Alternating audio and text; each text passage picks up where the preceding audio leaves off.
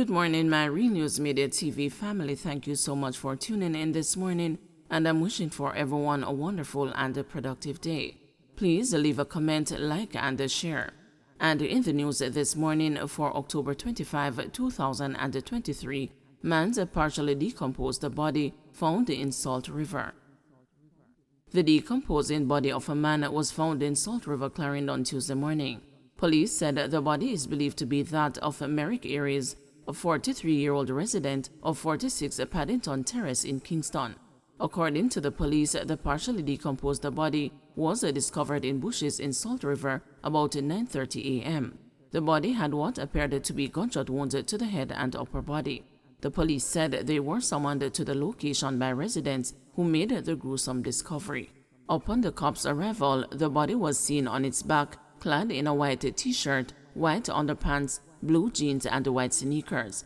The deceased pants were halfway down and his belt undone. A gray Honda motor vehicle was parked beside the body. Checks revealed that the car is the property of a car rental company with branches in Kingston, St. Anne, and St. James. The police said items were found in the car that could assist them with their investigation. Preliminary investigations have revealed that the vehicle was rented in St. James last Saturday and was supposed to be returned on October 30. Based on their assessment of the scene, the police theorized that Aries may have been lured to the area and was robbed of his belongings. Man charged with abusing 4-year-old son and the mother of his child. A corporate area man is charged with abusing his 4-year-old son and the mother of his child. The accused, Paul Harper, made his first appearance in the matter at the Kingston and the St. Andrew Parish Court on Tuesday. Senior Parish Judge Lauren Cole Montague was told that on October 10, Harper and the mother of his child, along with his son, were at home when an argument developed between the parents after the woman had objected to Harper's method of scolding the child. This allegedly resulted in Harper kicking and hitting the woman, the Crown said. During the tussling between the two adults, the child was reportedly injured, although the extent of the injury was not revealed. According to the prosecution, prior reports had been made about Harper's alleged abuse of the child. Therefore, when the woman reported the altercation to the police, Harper was quickly arrested and charged. "Did you assault the mother of your child?" the judge asked. "No, Your Honor," he answered. With the case file being completed, Harper is to return to court on November 13 for his lawyer to attend. Additionally, a fingerprint order was made for him, and he was remanded until his next court date.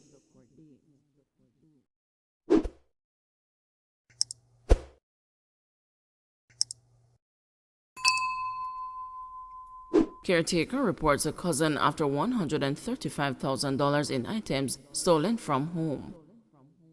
A corporate area man is now before the courts after being charged with stealing household and personal items valued at over $100,000 from a house where his cousin works as a caretaker.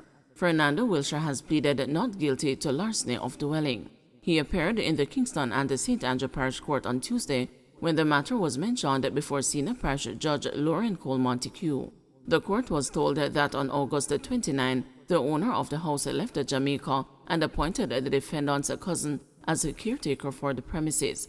However, according to the Crown, Wilshire allegedly broke into the house and took items including a television set, DVD player, and colognes.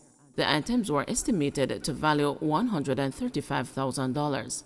While presenting the matter to the judge, the prosecution revealed that the caretaker, upon discovering that items were missing from the house, suspected Wilshire to be involved. After he was confronted by his cousin, Wilshire reportedly said, "Me don't sell the things. I one life me have, so do what you have to do." This prompted the cousin to make a report to the police station, and Wilshire was arrested and charged. Judge Cole Montague ordered that Wilshire report to the nearest police station on Wednesdays between 6 a.m. and 6 p.m. He is to return to court on January 12. Man dies awaiting sentencing in lockup. A man whose initials have been given as a BT by the Independent Commission of Investigations died of illness while in police custody as his case languished in court for 1,460 days or 4 years. The oversight body prepared a case study on BT and argued that the level of duty of care that the police are required to provide to ill persons in their custody is difficult for cops to carry out. The Commission argues that it would place an undue burden on the police to provide that duty of care to ill persons in their custody. BT, who was charged and later convicted of conspiracy to defraud, spent the longest time of the 14 detainees who died in police lockups for the period 2021 to 2022. In its second quarterly report, which was tabled in Parliament on Tuesday, Indicom said the precise custody records for BT were unobtainable, a set of circumstances that the oversight body said was difficult to comprehend. This prisoner had in fact pleaded guilty to his charges on the 4th of June 2021, but 3 court dates for sentencing, July, October, and November 2021, were each adjourned, and the fourth listed for the 11th of February 2022 never occurred, as the prisoner died on the 1st of February 2022, Indicom stated. According to Indicom, BT had begun to present with health issues in December 2020 and had been treated as an outpatient from the police lockup in December 2020 and February 2021. He was subsequently placed on medication throughout 2021.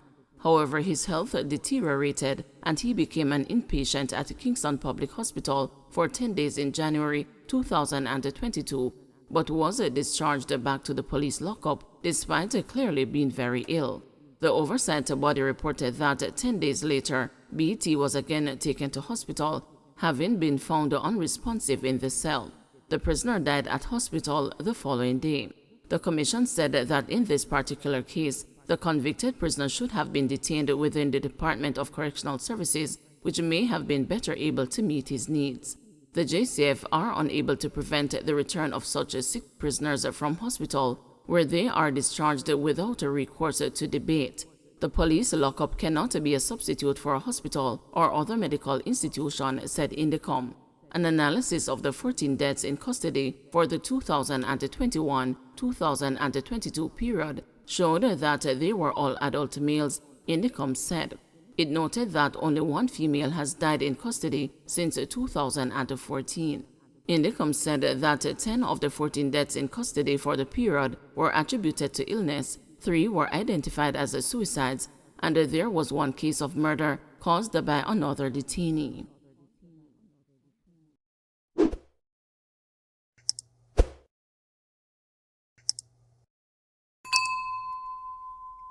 Controversy and uncertainty continue to shroud the report tabling in Parliament. Opposition member Julian Robinson on Tuesday continued to press House Speaker Juliet Holness to share with the legislators the opinion of the Attorney General's Department on the tabling of reports from the Integrity Commission and the Auditor General's Department. This issue regarding the treatment of reports has led to heated exchanges in the House of Representatives since mid-year, when former Speaker Marisa Dalrymple Philibert did not table several Auditor General reports and delayed the tabling of IC reports. Dalrymple Philibert told the House in July that she had sought the guidance of the Attorney General on the matters. In September, after receiving the opinion, she shared the conclusion of the document with the House. However, this was not enough for Robinson, who pointed out during Tuesday's sitting of the House that the former Speaker only read 1 paragraph of the ruling. She did not read the entire ruling.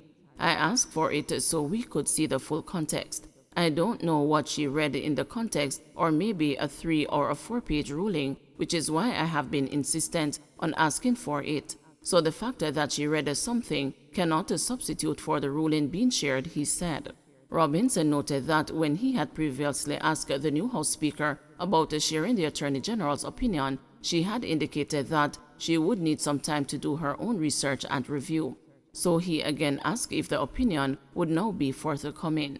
Holness responded to say that she has reviewed the correspondence from the Attorney General's chamber, particularly as it relates to those in respect of the opinion of the IC, as it is final.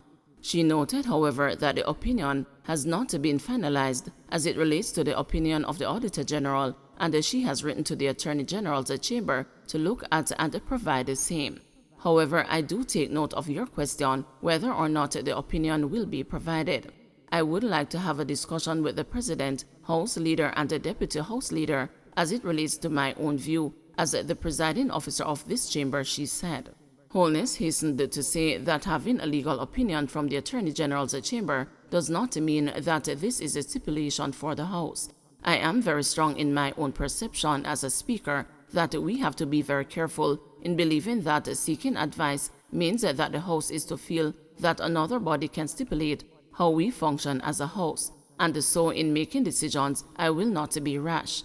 Having asked the Attorney General's chamber's opinion and read out by the previous speaker is very much in keeping with the speaker's opinion given earlier.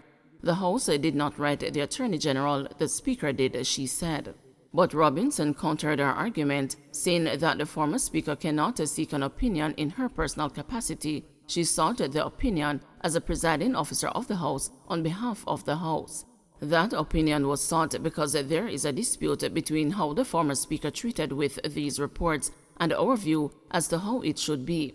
Given that you have an opinion, whether you agree with it or not, I believe it's incumbent to share it, and then we can have a debate about it, Robinson said. The longer the opinion is held, it heightens the view that the House is withholding it for a particular reason, he added. In response, Holness said while she can make a ruling, it is not her decision to make a ruling at this time. Please allow indulgence so that I have a decision because I know where my ruling is weighted to go and I would like some additional time, she said.